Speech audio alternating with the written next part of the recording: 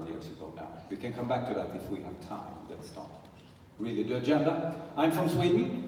I was born in Finland, so I'm not really a Swede. I'm an immigrant to Sweden, which means that I speak English with a dialect, actually from the beginning, but it's not there. It's one of the 5 Nordic countries. I will say a little bit about the Nordic countries. I don't know whether you know so much about them. They are interesting in the context of what we are going to talk about. It's 5 small countries, as you know.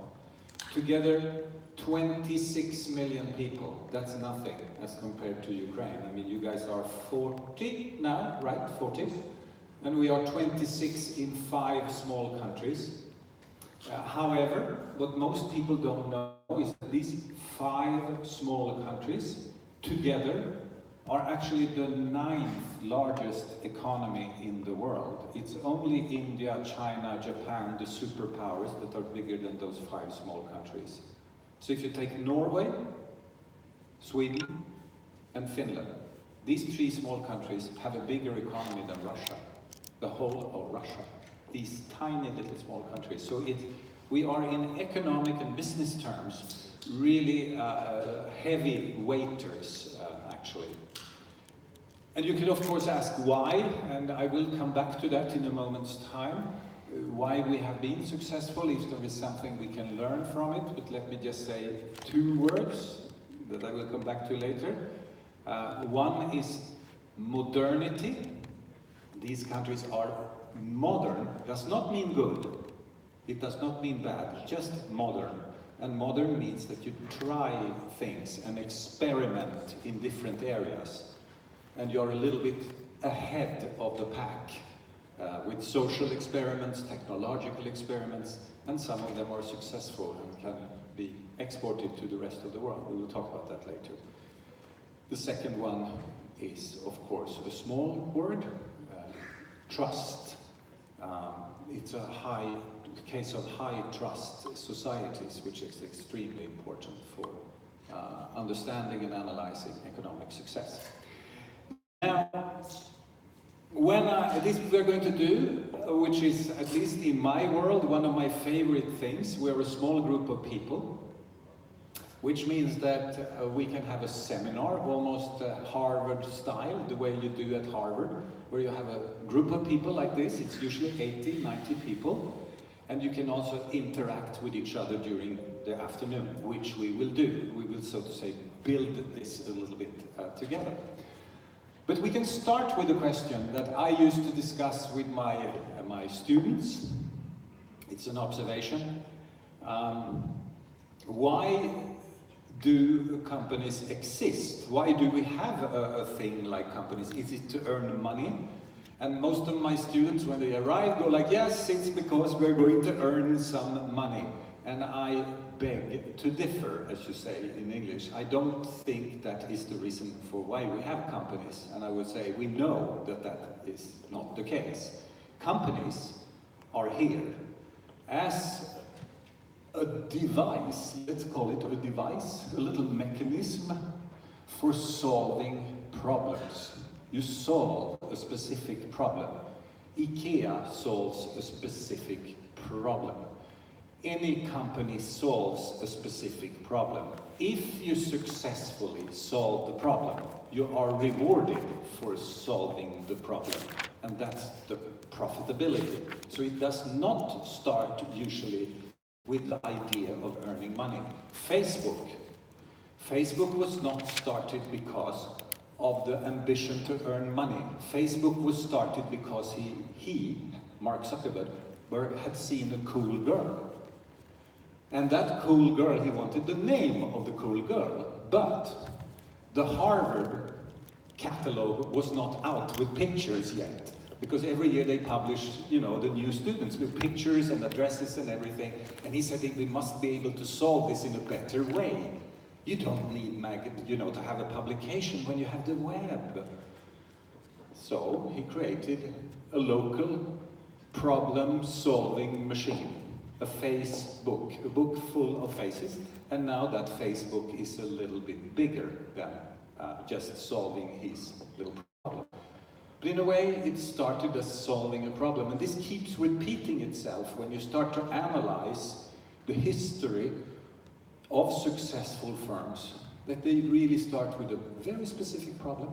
I fix the solution, and when you fix the solution, profit tends to come to you.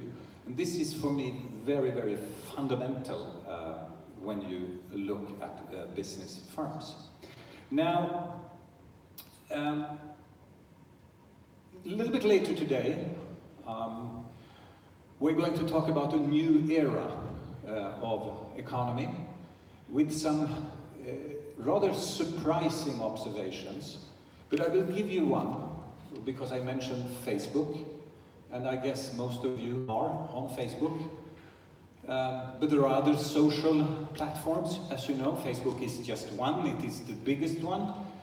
And I just organized one of the biggest conferences in the world with scientists from around the world, from Stanford, from Harvard, from London, from all over, to discuss the future of information technology and how it affects us all. And one very powerful observation I have to share with you, because it turns a little bit the world upside down. When Facebook and the social media was born, all of you can remember this, when it was born, and we all said, wow, look at these cool new media. It will bring Ukrainian people closer to Europe, young people will understand each other, Palestine and Israel will come closer to each other. It's fantastic with social media. Ladies and gentlemen, I have some bad news. The more we know each other, the less we like each other. And science shows this very clearly. Facebook is a hate machine, and it's a massive hate machine. It produces hate, it produces groups, it produces mobbing, it produces all the things that you and I would say is not good for a society. And that machine now stands in the middle of the planet and produces this as a side effect. All modern science on human behavior shows the more we know about each other, the less we like each other. The moment we have a little bit of a distance, you can have a fantasy. She's a very nice neighbor, you know. I haven't talked to her, but I think she's a very nice woman.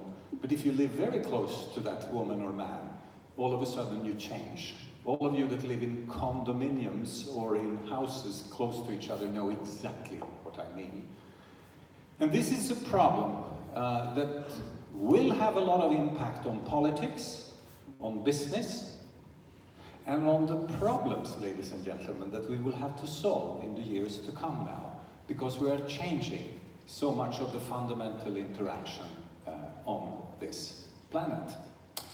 Okay, let's go over here, and then let me make some basic observations, very overall observations before we go to work, because then we're going to work, because I have a story that I would like to tell you.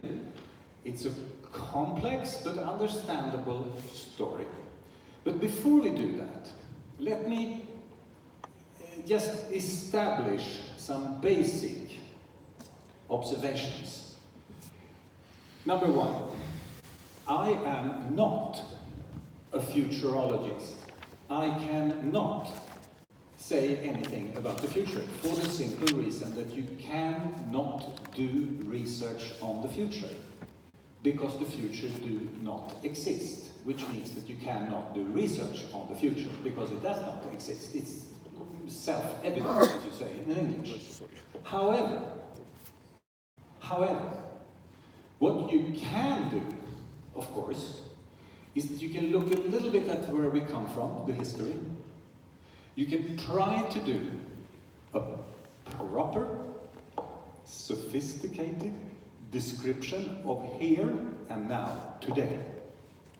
And from that, you can generate maybe 1 or 2 or 3 hypotheses on what direction we are moving in. But it will be guesses, obviously it will be. But if you put it in the context of where do we come from, where are we now, and then start to guess, we can probably reduce the variation of the guesses, and that is what we are going to do today. We're going to do a little bit of guesswork, but first, of all, I would like to describe here and now. And based on here and now, we can have some ideas on what direction we are moving in.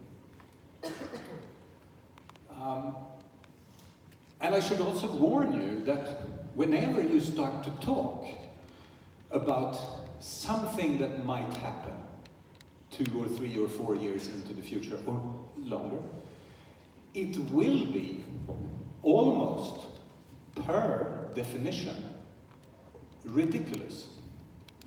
You will perceive it to be ridiculous. Why? Because it's something that we can't relate to, so it's almost per definition ridiculous. I can say something ridiculous if you want. I spent last month a couple of days in Norway together with the Norwegian oil industry. You know, it's an oil country there. And they are now preparing for a situation where we will have free energy for all in 15 years. That's ridiculous. It's really ridiculous. I can say it again. Free energy for all in less than 15 years. The reason for that is, of course, solar. And the fact that the efficiency and the effectiveness of these devices is improving so fast, it's improving as fast as the technology in your mobile phones.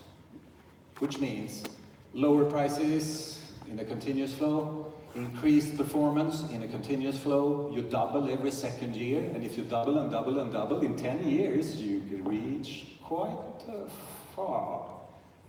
And then it becomes ridiculous, as I say. We will say a few ridiculous things a little bit later about the future and what it will look like. And you will think that it is ridiculous. That was number one. Before we go to work. This is number one. Before work. Here comes number two. Many of you have studied.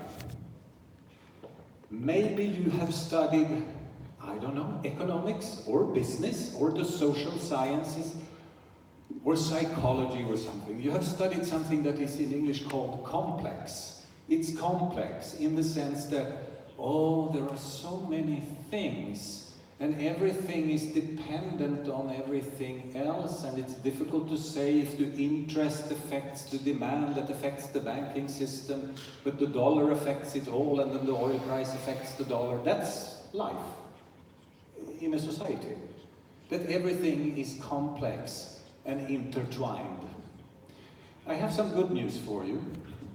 The good news is that we can probably simplify this a little bit. Our time is in that sense a little bit, shall we say, kind to us, and will simplify the analysis of the social sciences of almost any humanistic system. It looks like this. You have one force that determines the rest. And that one force is technology. No more and no less. In football, we have been looking and spending time in front of our televisions, I guess, and you have been watching football games. In football, there is this commentators. I think they are rather weird, actually, because they say things that they, like this: you have to keep an eye on the ball. And I go like, really? Keep an eye on the ball, keep an eye on the ball. We only have to keep an eye on one thing: technology. Whether we work in education, or in business, or in banking, or in any part of our societies, it is technology today and for the foreseeable couple of years that we have ahead of us that will determine the direction of the automotive industry, or the education industry, or the banking industry, or almost any other human project. Because technology has now moved up to such a position where it is completely dominant in relation to the other forces that we see on planet Earth. Which simplifies on the one hand, it makes life a little bit more simple. Of course, the implications are complex, but the analysis is a little bit more simple. Number three. By the way, I should also say, before we move on, some people that I meet are afraid of this, not this one, but they are afraid of technology. They say, oh, artificial intelligence will destroy the labor market. You have heard all this.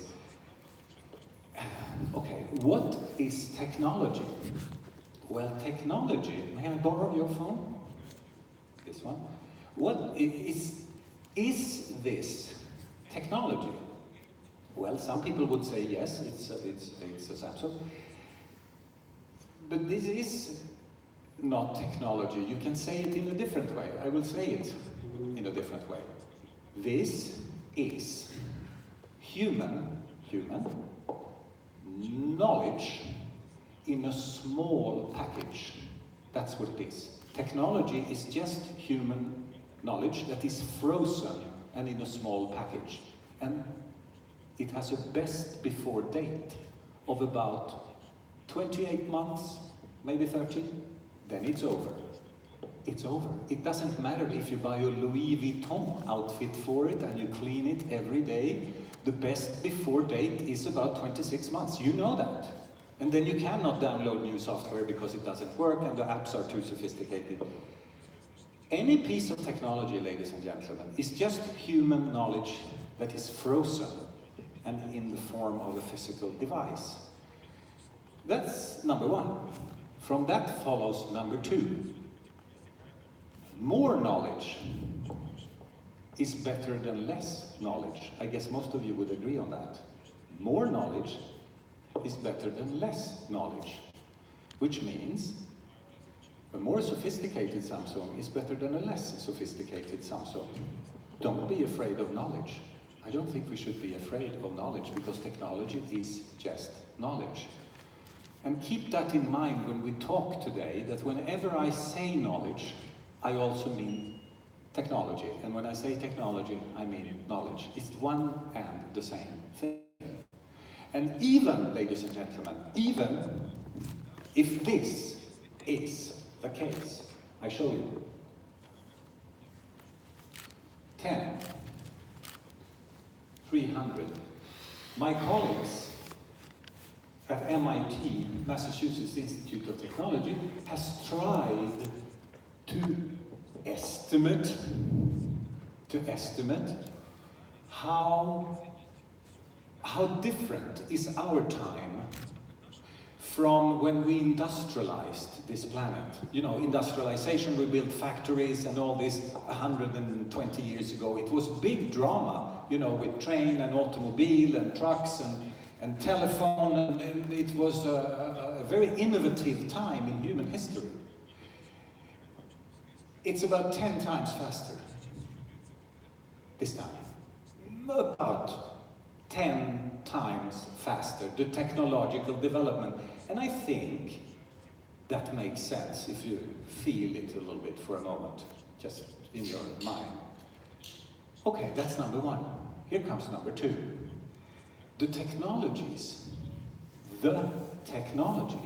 that we work with today, like your pad there, internet, Facebook that I mentioned before, stem cell research, you know, stem cell research, where that's when you manipulate the genetic code of a human being and you can grow an ear on your arm and it's your ear, and then you can take that ear and put it here, and it's like weird stuff. The technology that we work with now is about 300 times more powerful than the technologies that we worked with last time. 10 times faster, 300 times more impactful. Now comes the conclusion. Take a look at this. If you multiply 10 by 300, you get 3,000. 3,000. The force that now hit the automotive industry, the banking industry, any industry is about 3,000 times more powerful than last time. It should come as no great surprise that we see a lot of change, upheaval, political and economic around the world, because we're hit by something that is 300 times more powerful than the last time we made fundamental changes in our societies. And we are probably, ladies and gentlemen, only in the beginning of understanding how fundamental these changes are. The final one, the final observation before we go to work is number 3, apes. I run a foundation in Africa for big apes. It's my hobby. I like big apes. Like chimpanzees, you know, they are big like this. A male is big, the female is a little bit smaller. Bonobos, the big ape gorillas. The big apes are a little bit under pressure, you know that, because of environmental changes. And my foundation basically rescue these apes and give them a new home and things like that. Now, there is a lot of research today done on these big apes. We have researchers coming in from all over the world that would like to spend time with these apes. You know that they are very similar to us in terms of genetic composition. 97, 98% is the same as us. It's a very small difference. If you send one of my apes to a hospital here in Kiev with an ambulance, all of the staff can start working immediately, as usual. The only thing they have to do is to shave the patient a little bit, and then the rest is the same. The lungs, the heart, it's all there. What's the difference? What's the difference? Why are we, because we are also kind of an ape, so successful and they not? What's the difference? Any propositions? The brain is somewhat smaller, but yes, what's the difference then in terms of the function? Huh? Say that again. Hands. Habits in the sense that we do things in a different way, which means that interacting because of learning, they can also learn a little bit, they can learn new instruments and things.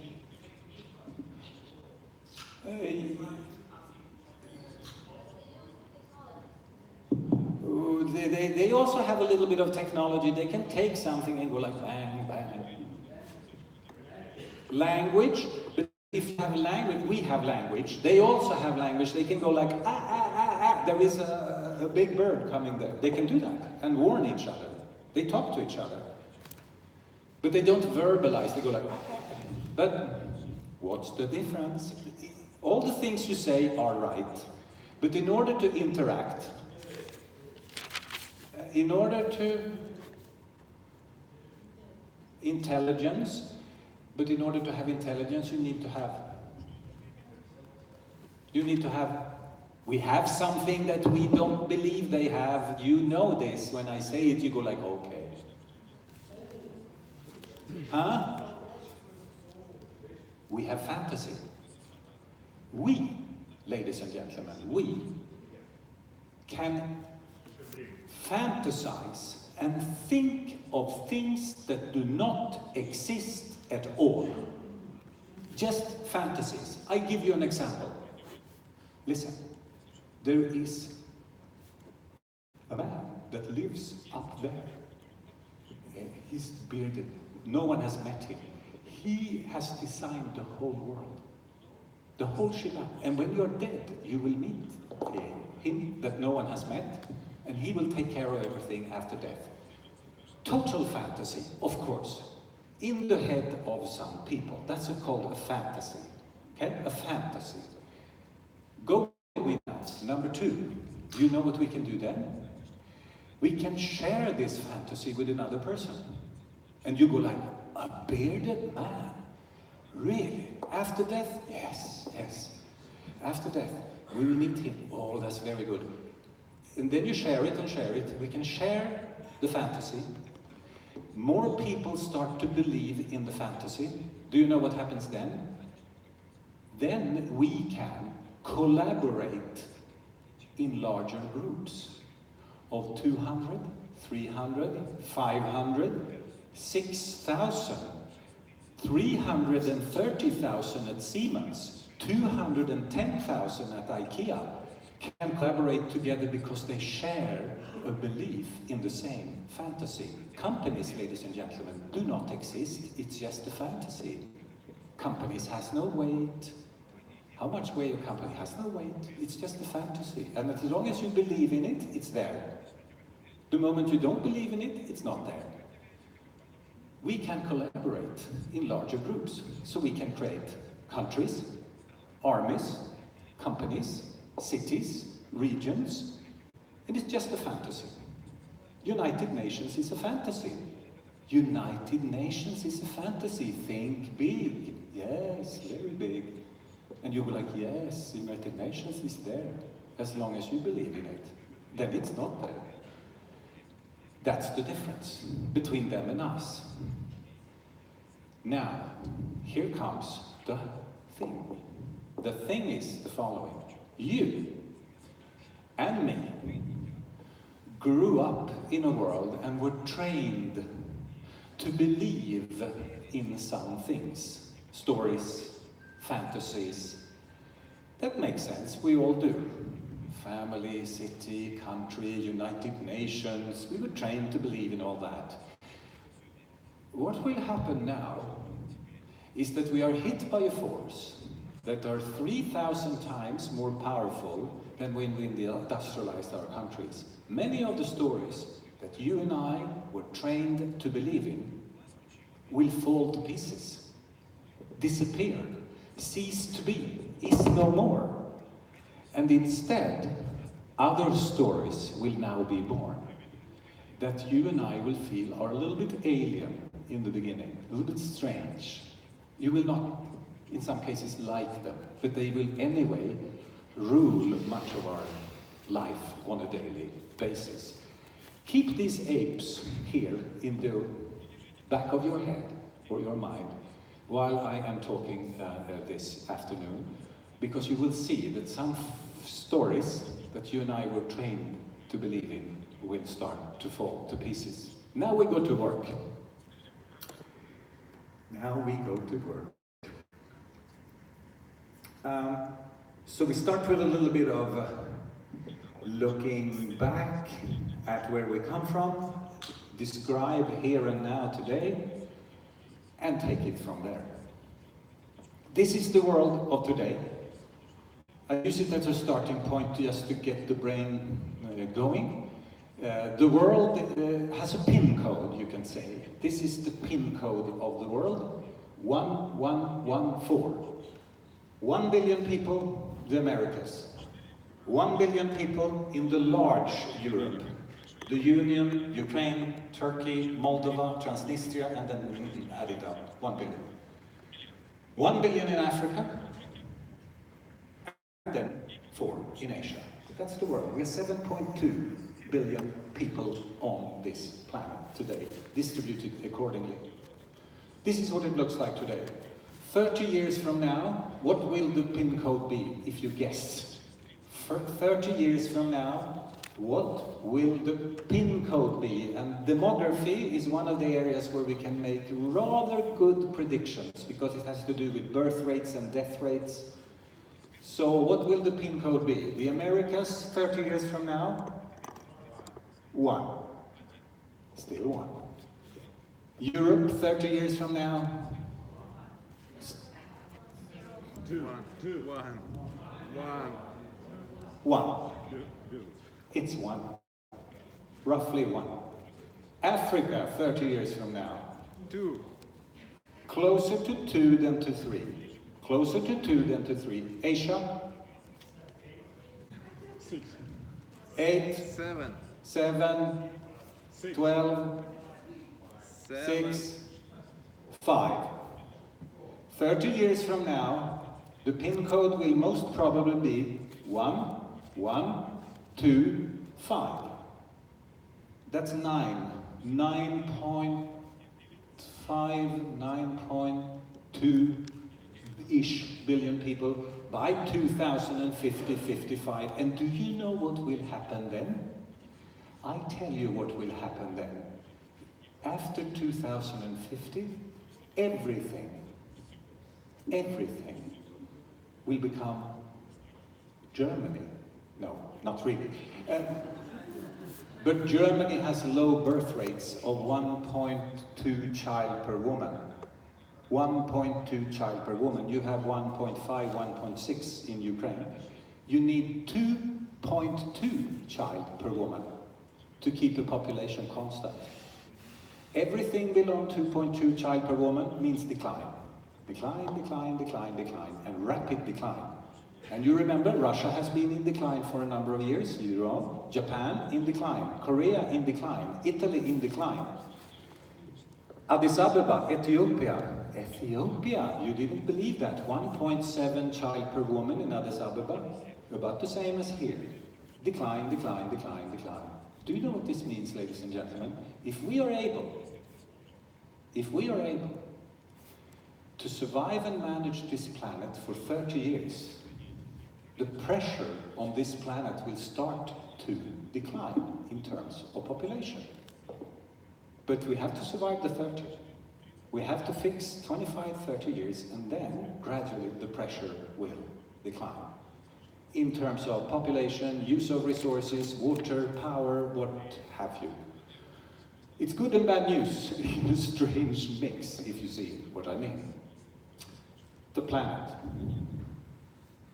When you look around today, there are some people that are, I would almost say, overly optimistic that, wow, it's so cool with all these smartphones and Facebooks and blockchain and the possibilities that all this technology offers to create a fantastic life. I don't think we should be that overly optimistic. There are some possibilities here to do fantastic things. But, as I said, we now gradually understand that some of these devices, Facebook, help us on the one hand, but also create new problems that we did not understand at all just 3 or 4 or 5 years ago. How the fact that we get to know each other makes us like each other less than ever. Every technology has this inherent. First, you get the main effect, and then comes the side effects. And I think we should be aware of that and get used to it. And we will have to regulate many of these technologies, and we will do that gradually. We will see a lot of regulation around new knowledge, what we can use it for, how we can use it, when we can use it. We are only in the beginning of a new period of regulation, and in particular of technology. There are, of course, bad news, structurally bad news. The UK is leaving the European Union, as you know, and some people are extremely excited about this and says that it's a catastrophe for the European collaboration. Maybe, maybe not. It will not change the course, the grand course of Europe. It is an administrative change that will not change trade in a significant way, because it will not. It will not change the fundamentals of the economic system, because it will not. And it will still be primarily technology that continues to drive us into the future. The UK, inside or outside the European Union, is actually on the margin. Actually on the margin. And then Mr. Trump and the United States. And I will say a few words about it. We can say more about it later if you want. But there is one important case to be made here. The United States of America. I guess you see American movies, you do, films. You have heard a lot about the US, you read about Mr. Trump. Well, let me put it like this. Everything you hear, everything you see, and everything that comes out of the United States of America is specifically American, because the US, ladies and gentlemen, is not a country. Germany is a country. Sweden is a country. France is a very proud republic. Italy is a country. The US is not a country. Never has been a country. Probably never will be a country. So what is the US? The US, ladies and gentlemen, is an idea on a piece of paper called the Constitution. 11 pages, it's an idea. Do you know what that means, ladies and gentlemen? It means that anyone on this planet can become American if you share the idea. You can plug in and play. You can be Ukrainian, Iranian, Swedish, Chinese. Plug in, share the idea, and you will become American in 3, 4, 5 years. You speak with an accent, but they don't care. They don't care. Anyone can become American because it's an idea. Try to be Swedish and see how simple that is. Because it takes usually 3 generations to become Swedish or Finnish. Try to become French. It's difficult even for the French to be French. Because the literature and the language and you are so sophisticated, you know, you cannot become French. Try to become Turkish and see how easy that is. Kurdish, anyone? Kurdish? Maybe not. Because that is a nationality, an identification, a history, art, poetry, music, clothes, everything can plug into that because it's not an idea. Why do Belgium exist? Why do Belgium exist?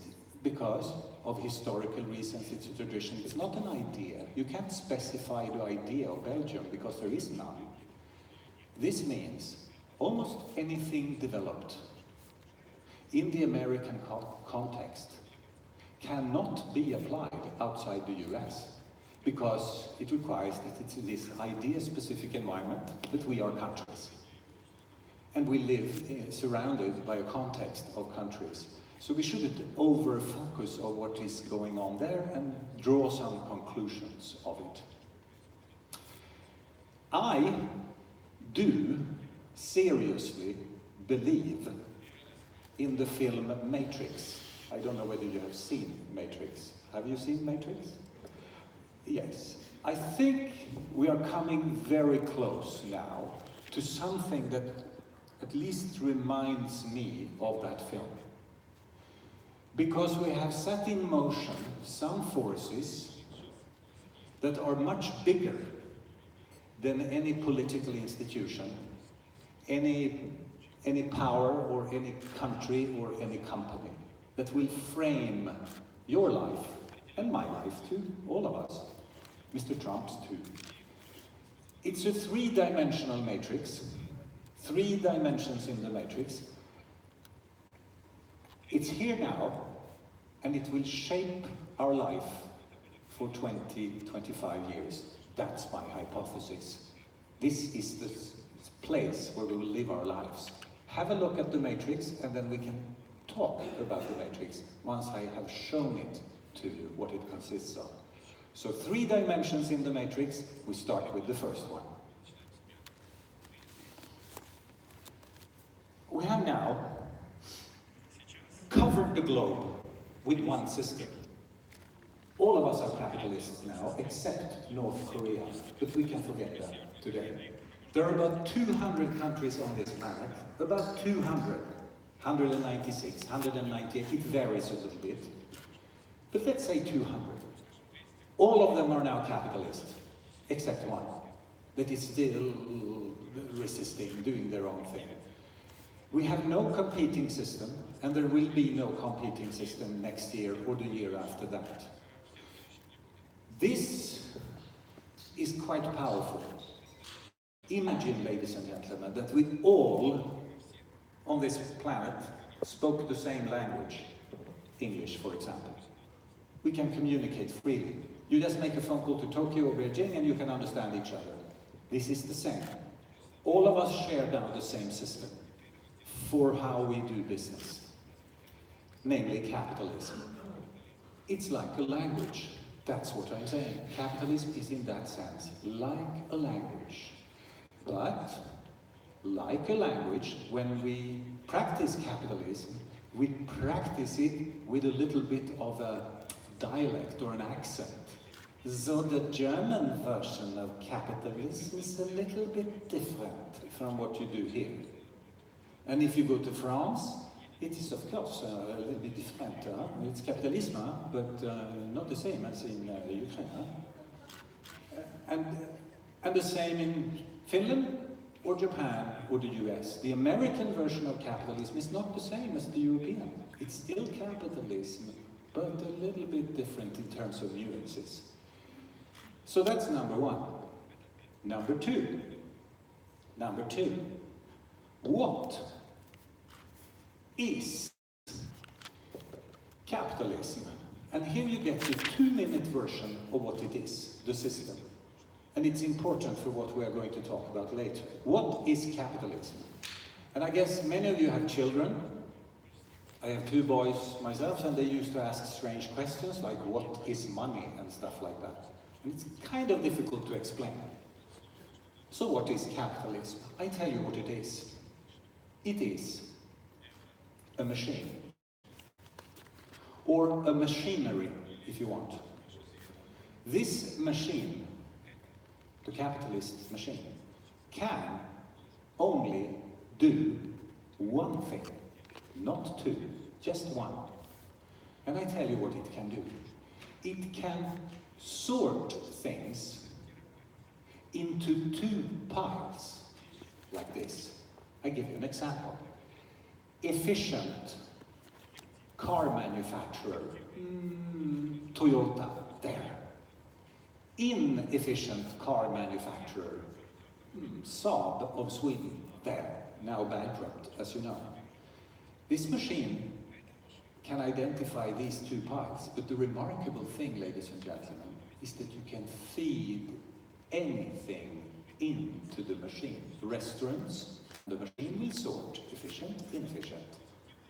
Jogging shoemakers, efficient, inefficient. Hotels, efficient, inefficient. The machine can sort into efficient and inefficient. This is the only thing that this machine can do for us. Nothing else. You cannot ask this machine for something else. But it's a very powerful device for us human beings to have a machinery that can sort the efficient from the inefficient. You also know that the efficient guys are rewarded. Profitability, champagne, cool parties. The inefficient, not at all. Catastrophe. Step 1 in the matrix. Capitalism covering the globe, and it will be so for the rest of our lives. That's a decent hypothesis. No change on this one. Number two. Or maybe we should do like this. We are in Kiev today, and I traveled your country a little bit, not so much, but a little bit yesterday, and you could see it also here, clearly. I say it slowly. We are in the beginning of the fastest urbanization ever documented in human history. It compares to nothing. I say it again. We are in the beginning of the fastest urbanization process in human history ever documented. It's a global phenomenon. You find it in Ukraine, in Turkey, Australia, Canada, the US, Sweden, Finland, Poland, everywhere you go. What is it that we have ahead of us? The future. We will probably now, ladies and gentlemen, transform this planet from, you remember, 200 countries to 600 cities. And those 600 cities will account for 80 to 85% of the world population. I say it again, 80 to 85% of the world population in 600 cities. Number two, these 600 cities, ladies and gentlemen, will together account for 90 to 95% of the world economic activity. Gross domestic product, if you want it in other terms. That's basically all of it. All of it. And I know that half of you, more than half, have seen a picture. It was taken nighttime from the space station, from Mir. Have you seen it? The nighttime one. Points of light. You can see Paris, London. It's black in between, and Paris and London. And then Kiev you can see, Stockholm you can see, then it's black, Helsinki, St. Petersburg, then Moscow, then it's totally black, black, black, black, black. And then comes Vladivostok or something at the very end there. That's us. That's us. And that's our destiny for the foreseeable future. This, ladies and gentlemen, will change politics, the way we live, housing, transportation, consumption. We were talking about apartments today, that we now see building companies that start to create apartments without kitchens because we don't use a kitchen in a high-density urban environment. You only need somewhere to heat something. You don't need to install a whole kitchen and pay for a Gaggenau and Pog and Paul and all this crap when you can have somewhere to sleep, somewhere to sit down and eat, and out you go. You live your life on the streets. That's basically your living room in a high-density urban environment. Those of you that have been in Tokyo, 37.4 million people for the moment. I say it again, 37.4 million people. High-density environment. And it becomes really funny. I was there a couple of weeks ago, and then I asked for a whiskey bar. I wanted to go to a whiskey bar. So I got an address of the whiskey bar. I stopped with my Uber outside. I go like, there is no whiskey bar. There is no whiskey bar. The problem is that in Tokyo, you go out in 3 dimensions, because there are whiskey bars 26 floors in that direction and 5 floors in that direction. And then there are whiskey bars here. So you go out in 3 dimensions all the time. Everything is 3-dimensional, high-density urban environment. I'm not saying that this is good, I'm not saying that it's bad, I'm not here to preach. I'm saying this is the direction we are moving in. Stockholm, Sweden, you and I are from Sweden. 30 years from now, Stockholm, Malmö, Gothenburg, 3 cities. 1 or 2 university cities. The rest you can forget. Austria, Vienna, the rest you can forget. There is no city number 2. Have you seen anything? They have small, crazy villages. They disappear. It will be Vienna, Vienna, Vienna, Vienna, Vienna, Vienna. And then you empty the rest. We even call it in sometimes junk space. The area outside cities, junk space. Economic junk space, because no shopping, no fun, no universities, nothing. There is no, today, ladies and gentlemen, indication of a countervailing force, something working in the other direction. We see nothing. Nothing working in the other direction. And I know, I'm not stupid, I know that if we had met 15 years ago, let's say 2000, 99, 2000, you know, when internet was quite new, we started to do email, everything was kind of cool. Everybody said, wow, look at all this new technology. We can sit in the countryside and work. We can choose freely where to set up a company. Unbelievable, what a cool world. And people will leave crowded cities like Kiev and London and move out and buy horses and houses and dogs and what have you not. 15 years later, we can see that this was not wrong. It was, which is quite unusual, exactly wrong. It works the other way around. The more technology, devices, tools, broadband, what have you, we install, the faster we move to the cities. Paradox, isn't it? It's a massive paradox. And we can also see that in high technology environments, super high technology environments, like parts of California, they move even faster to the cities than what we do here. The more technology, the faster we move to the urban environment. Why? The question is why? After coffee, later today, I will come back with a hypothesis on why we do this. What is it in the human project that brings us together to such an extent that 37.7 billion that I can see that you don't like is only the beginning, because it will continue. And you go like, when will all this happen? Your lifetime, 30 years. Give you 25, 30, you should be there. We are now, 2006, 50% United Nations census of the world population in cities. That was 2006. Today, 2018, we believe we are at 60-61 of the world population in urban environments. And now we're going to take the great leap from 60 to 80 to 85. And we do that in 25, 30.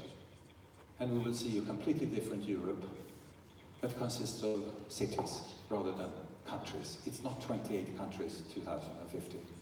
It is a case of maybe 50 powerful economic hubs called urban environments. One more thing before we move on. Imagine, not imagine, think for a moment. We will live on less than 1.5% of the landmass of this planet. We will live on less than 1.5% of the landmass of this planet when we now, everybody to Nairobi in Kenya, everybody to Nairobi, the rest you can forget in terms of economic activity. With all the implications that that will have for transportation, for logistics, for housing, for policing, for the human project, of course. I know, there's a lot of implications. Politics, for example, my friend, I have a friend of mine that is in politics, says mayor, that's the name of the game. If you want to have an impact, mayor, not prime minister, mayor. Because then you are really at the center of where the action is and will be. And you have seen it a little bit in the case of England, how the mayor pops up all the time. It's the prime minister and then the mayor. And often it's the mayor and then the prime minister. The mayor, the mayor, the mayor. England, London is 36% of the British economy. 36. 36. And we were talking earlier about the special case of Russia.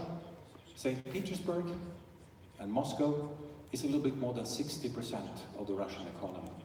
2 islands of economic activity in this vast country, enormous country. And then you have 2 urban environments that continue to grow. Grow and grow and grow and grow.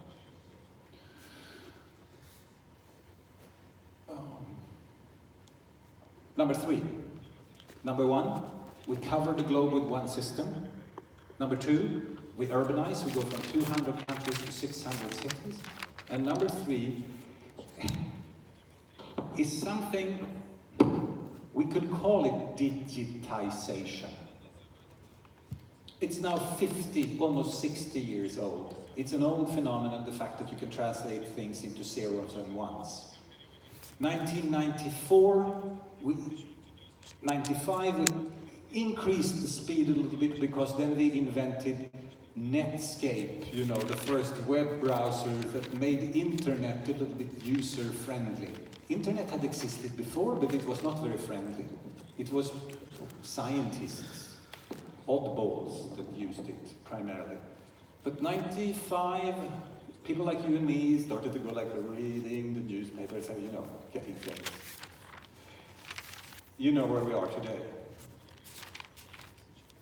95, there was a friend, also a colleague of mine, that traveled the world, and he did lectures like this, and he said something, he said it maybe 500 times a week. He said like this: anything that can be digitized will be digitized, he said. Anything that can be will be. I think we can say 15 years later, checked. I mean, just look around. Traveling, digitized. Booking a hotel, digitized. Uber, taxi, digitized. We are walking now through the human project and digitize it. We will move further. However, there is one thing we couldn't see that we will talk more about later today. That's Number two, from one follows two. Anything that can be digitized will be digitized and copied. Because the moment you can digitize it, you can copy it. Internet is a copying machine, a global copying machine, where you can copy music, drawings, pictures, ideas, concepts, literature, art, poetry, anything can be digitized. And if it can be digitized, it can be copied. And we do it. Legal or not, that's another issue, but we do it. And we now start to see the commercial implications of the fact that we share the same knowledge base, because that's what we do. There are no pockets now of knowledge. We share the same knowledge base, which means that companies in Ukraine, in Poland, Sweden, Japan share the same knowledge base, with all the impact that this will have on the design, on the marketing, commercialization and production in any company on planet Earth. And we will talk more about that after the break. What are the implications of the fact that we share increasingly a huge knowledge base, way back from universities all the way to the commercialization of an idea or a product? Now, if you take these three forces, the cities, the digitization, the copying frenzy, and the capitalist machine, you can start to set the scene for capitalism. We live in a matrix, a three-dimensional matrix, and here we are going to form companies and earn money. Make money, as you say, in business. And then comes the trick, or the tool, or the idea for making money, and this has not changed in 150 years. And I don't think that it will change the next 150 years either. There is one way of making money in a market economy, in that matrix that I talked about earlier, in the matrix. And that one way of making money is that you create, or you are in control of, what will I say now? A monopoly. In order to make money, you need a monopoly. A monopoly. With monopoly, you make money. Without monopoly, no money. It's very easy to remember. With monopoly, money. Without monopoly, no money. And then you think that I'm a little bit crazy, that I exaggerate, or something like that. But not.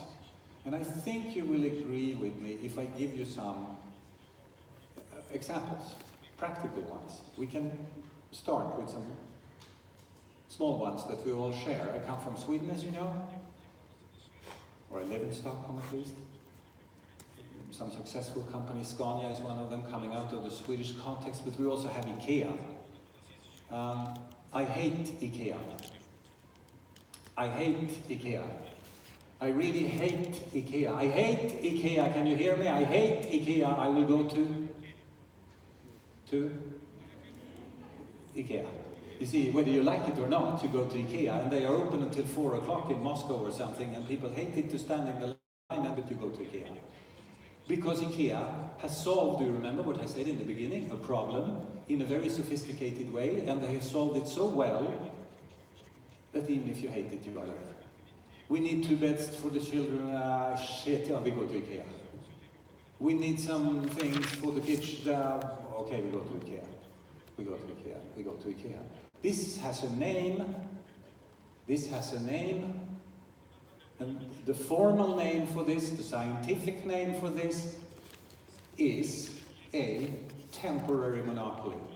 This is what it's called. The concept is, as I said, over 100 years old. You create and defend a temporary monopoly, a moment in time when you solve the problem better than anyone else. And you solve it so well that the client will go like, oh, okay. Doesn't matter whether you like Ryanair or not. Most of the clients hate Ryanair, you know that, Dennis, they do. They go like, never ever Ryanair again, I'm going to London, okay, Ryanair. It's a temporary monopoly. It's a very powerful example because it becomes even more powerful when the client is actively against it, but still there, if you see what I mean. But it doesn't have to be like that. What is this, do you think? This is, there was something else. This is an iPhone, isn't it? It's a Samsung. But let's imagine that this is an iPhone. What is an iPhone? It's a temporary monopoly. And then you have your cloud, and you have everything. You're built into a nice temporary monopoly. You can change if you want, but you don't want. Because it takes time. You don't want to invest time in learning some new tools or devices. Viagra. You want more examples? Viagra. For those of you that don't know what it is, we can discuss it during the break. It's a little blue pill that solves a very practical problem, if you see what I mean. Now imagine the profitability of that temporary monopoly. Just imagine the profitability of Pfizer, because this was Pfizer. And do you also know that the innovation, because behind every temporary monopoly, there's a little bit of an innovation. Not much. Doesn't have to be very sophisticated. It can be a small one. Did you know that Viagra is actually a side effect of a pill for growing hair on men? And when they tested the substance on groups of men, they also asked them question, did it work? No. Any hair? No. Can you have the pills? No. They didn't want to give them back because they had seen some interesting side effects of that pill. That's how it was invented. That's how it was invented. So, it doesn't matter whether we talk about furniture, electronics, financial solutions, the principle is the same.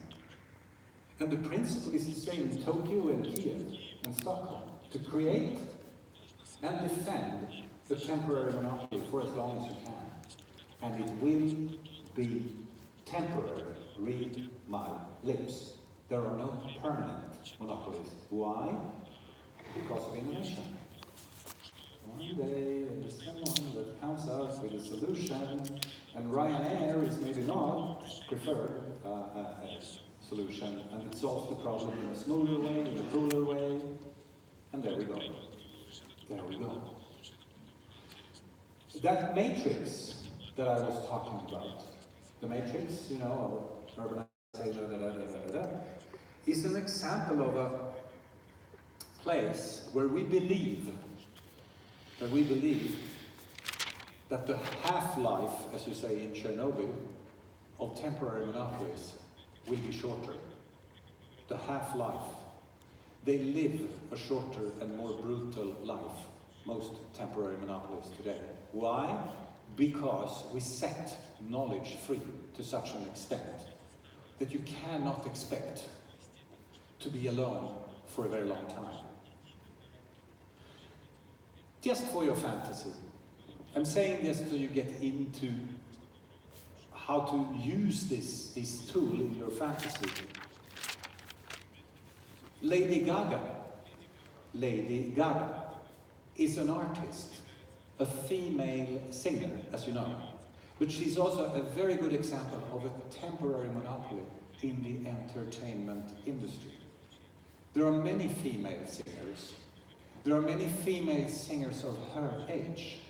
There are many female singers that sing better than Lady Gaga, if you see it from a strictly scientific point of view and ability to sing. But then if you start to look at the complete package on Miss Gaga, the way she's dressing, the way she's performing, her presence on the web, and you build up the package, you can see that we have a case of a temporary monopoly here. Something that is completely different. And if you want to see this, well, she's your woman. And there is no Lady Gaga number 2, if you see what I mean. It's like IKEA. There is no IKEA number 2. There's IKEA, and then almost nothing from most people's perspective. Now let's do half stop here, just stop for a few seconds, and reflect or any questions and comments on where we are so far before we move on, because there is a story behind the story and it will continue. But we stop here and see if you have something on your mind, like the size of cities or something. Yes, please.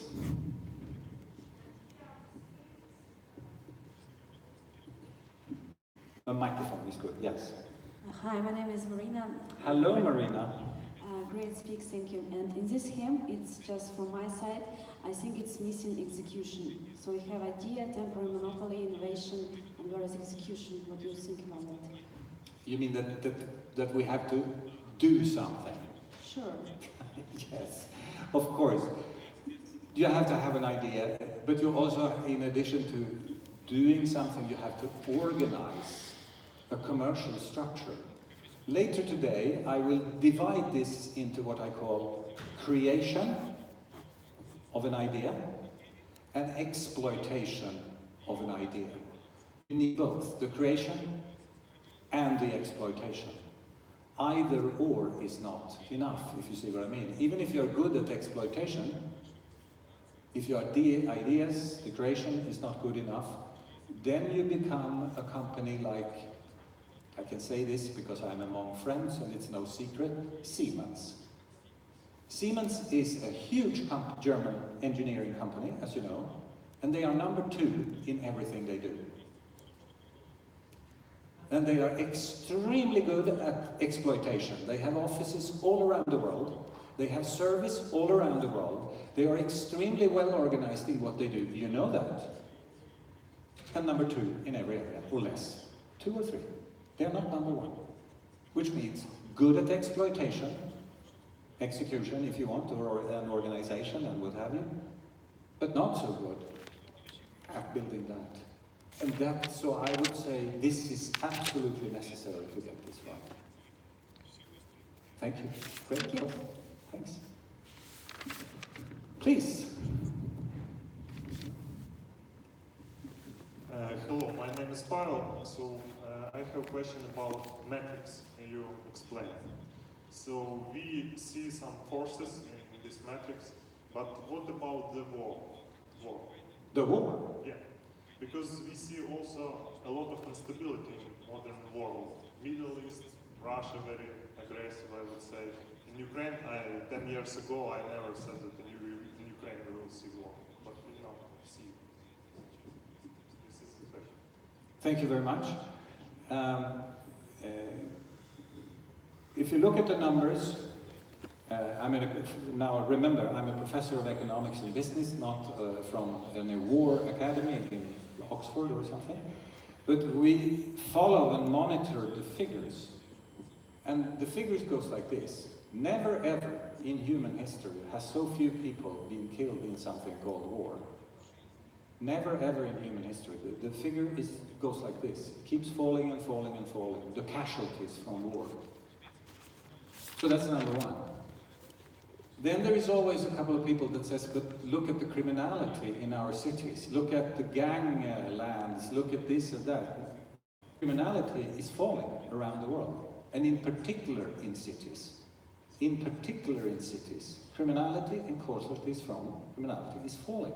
And it keeps falling. And actually the criminologists, that's the name, the criminologists do not know why. Is criminality falling? They don't understand why. Neither do we have a proper explanation to why conflicts, even if we have a lot of small local conflicts, in terms of casualties, less than ever.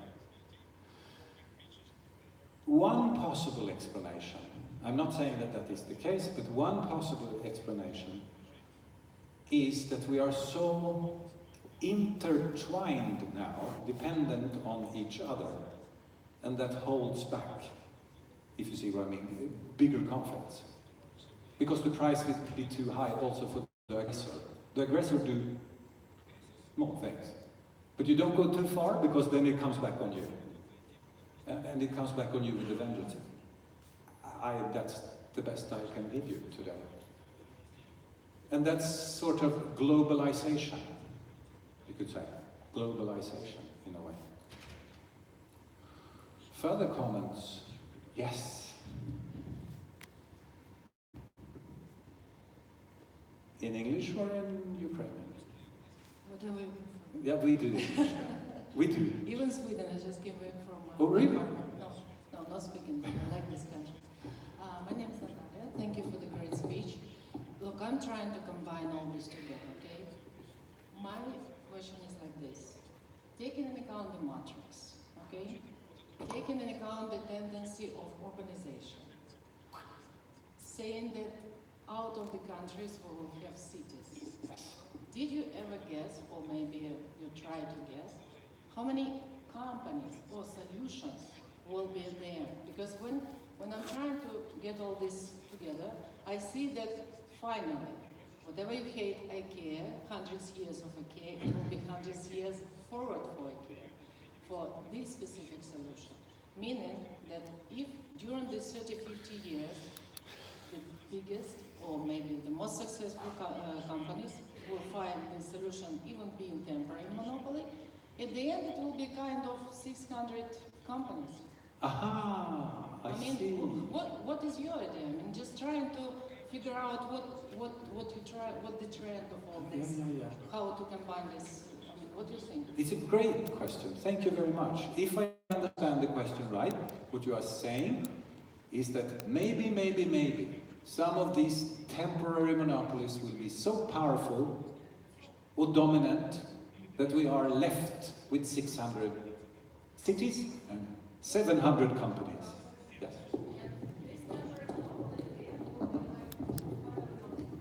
Yep. Thank you.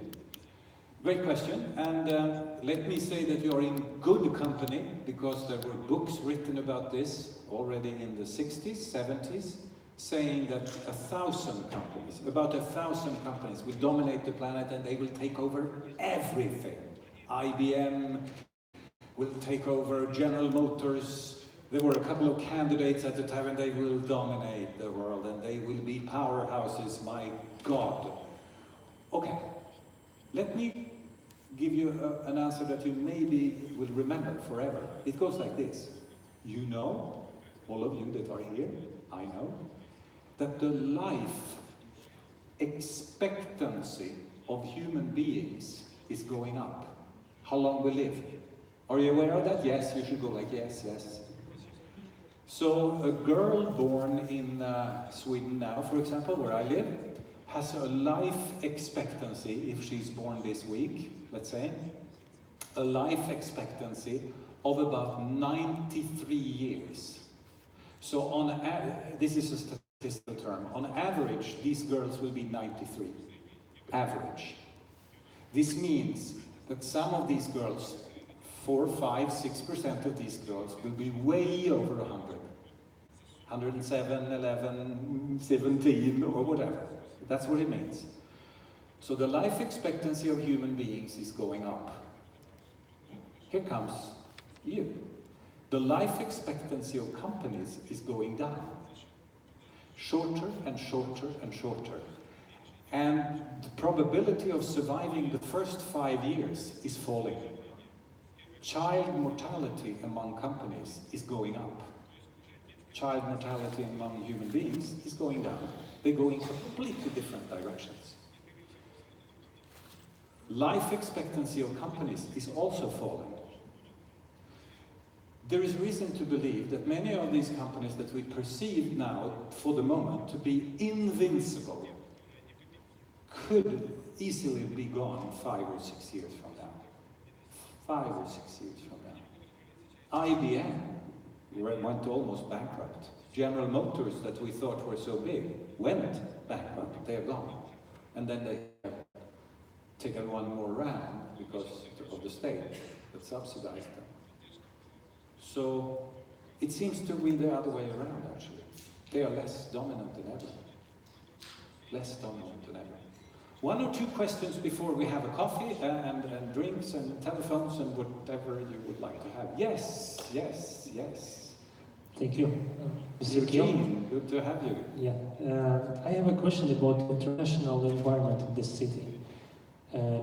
What you see in this 600 city will have only international environment, because what I see now, the biggest hubs, business hubs, they have only international environment, no monopoly of one nation. So this trend will be more and more visible in the future? And in this case, just Ukraine, like Russia and other countries, we have actually not to welcome in this international environment. Does it mean that even countries move to this nearest city which appreciate international environment? Let me see. You mean that a place like London, we all know London, is a cosmopolitan place, is that what you mean? Yes. With a mix of Russian, Ukrainian, French, Irish, Swedish, it's all there, Yeah. in a mix. Is that what you mean? Yes. Why is that important? Because, for example, countries which not appreciate international environment, will not have even single city, because everyone will move to nearest, like. Ah, I see. So, a place like London Yeah. will attract people and absorb from other cities that are less international. Yeah. And even one country could be without any business hub because of this reason. Because international will become more attractive for staff, for businesses, for everything. Like it will be more service. Interesting. It's a very interesting question. So what you are saying is maybe some regions will not have a huge city because they will fade away. Yeah. Is that what you are saying? Yeah. And in particular in Ukraine, because I compare it to UAE, for example, and I know that we are really close nation. Thank you. Let me try to answer. It will be 1, 2, maybe 3 things. So, number 1 first. From the research that we do around the world, we have indications that urban environments, no matter whether it is Kiev or Tokyo or Stockholm, are more friendly to international guests and foreign guests and what have you than countries are. Countries are usually not very friendly when it comes to, inflow of people from other cultures and what have you. Outside Paris, it's a little bit more tricky than in Paris, if you see what I mean. In Paris you blend in together with all the others. So there seems to be an indication that cities are more friendly on this one than countries are. So that's number 1. Number 2, there is a slight indication, and now I will say something that might be ridiculous, of a deglobalization process. I say that again. There is an indication today of something that we call a deglobalization process, a roll back of the whole idea of globalization. If we had met 10 or 15 years ago, everybody was talking about globalization. And now we can see that many international companies are actually doing the opposite. They are withdrawing, selling out, focusing on a certain area or corner of the world. We see the same phenomenon in the US as well as here in Europe. So Tesco in the UK, for example, don't do anything outside UK anymore. It's over. Tesco, they food. Carrefour of France, moving slowly out of the international market. Several of the telecom companies, that moved into so many markets, are now divesting and moving back to where they come from. So we have something going on here that I should really be honest here, we do not fully understand why. We do not understand why. There seems to be a change in the machinery, economic machinery, that does not reward international operations to the same extent. Because 10 years back in time, the international operations were usually more profitable than home operations. Today, in most cases, it's the other way around. A German company earned their money in Germany primarily. And then you have foreign operations, but they are not as profitable as the German operation. And we see this, there are only 5 or 6 exceptions to this, and that is these algorithm companies. Algorithm company, Uber, is an algorithm. That's what it is. Sorry? And the whole company is not profitable. And the difference between foreign and local is not so big. But many of these algorithm companies are outside the statistics. But we've also seen Uber moving out already today of a number of markets, Russia being one of them, where they have sold out. But I repeat, it's an observation that is made now. I mean, really now. So we don't fully understand, what is this? Why are we starting to de-globalize? Everybody said globalization 10 years ago. And I think this will have an impact on the cities too. I really think so. We have time for one more and then we do the coffee. One more, if there is someone that feels like. Here? There you are. It's okay. Thank you for this wonderful speech, Kьелл. I'm Marina, and I have a question about the healthcare systems. Yes. What do you think will happen to the healthcare?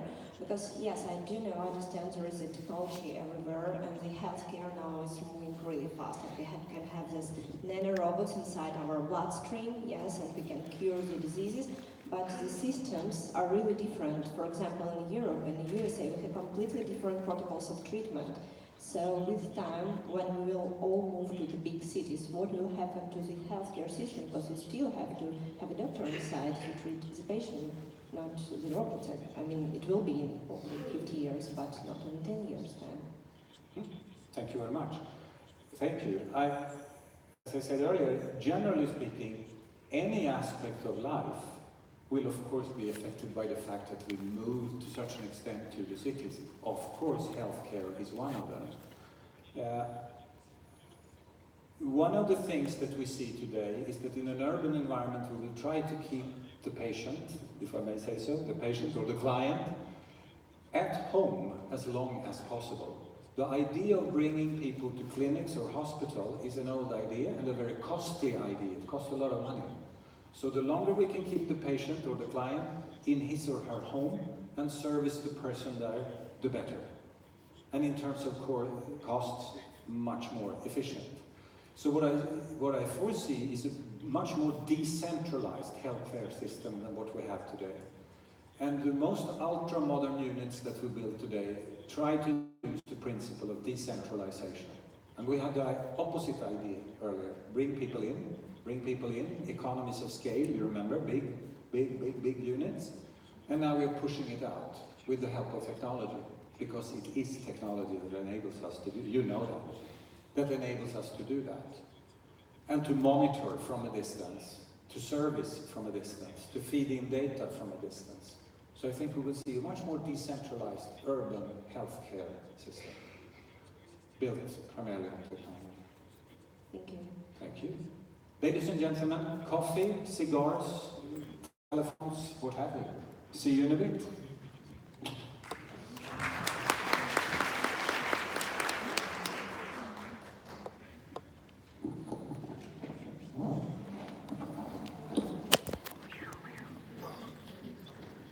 Кофе у нас накрыто в